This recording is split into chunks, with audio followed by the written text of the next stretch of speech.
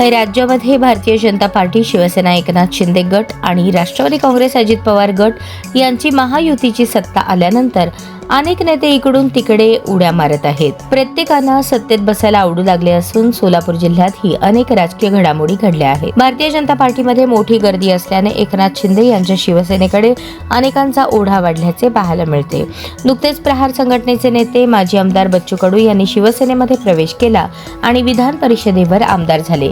दिव्यांग बांधवांप्रती आस्था असलेला मोठा नेता शिवसेनेला मिळाला आहे. विधानसभा निवडणुकीदरम्यान काँग्रेसचा हात सोडून प्रहारची बॅट हाती घेत विधानसभा निवडणूक लढवलेले बाबा मिस्त्री यांच्याबाबतही ते शिवसेनेच्या संपर्कात असल्याची चर्चा रंगली आहे. विधानसभा निवडणुकीत तिसऱ्या क्रमांकाची मते घेणारे बाबा महापालिका निवडणूक न लढवता काँग्रेसच्या स्टेजवर प्रचार करताना तर दिसले, पण जनवात्सल्यावर पाहायला मिळाले. मुस्लिम समाजाचे असूनही त्यांची प्रतिमा ही सर्व समाजात चांगली आहे. सिव्हिल हॉस्पिटलच्या माध्यमातून सर्वसामान्यांना होणारी मदत त्यांच्या कामाची पावती आहे.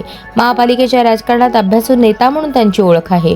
दरम्यान त्यांनी सोलापुरातील शिवसेनेच्या बड्या आणि माजी मंत्री नेत्यांसोबत अनेक बैठका झाल्याची चर्चा आहे. मुस्लिम तसेच आंबेडकरी समाजात एकनाथ शिंदे यांची क्रेज असल्याने भविष्यात बाबा मिस्त्री सुद्धा शिवसेनेत गेले तर नवल वाटायला नको.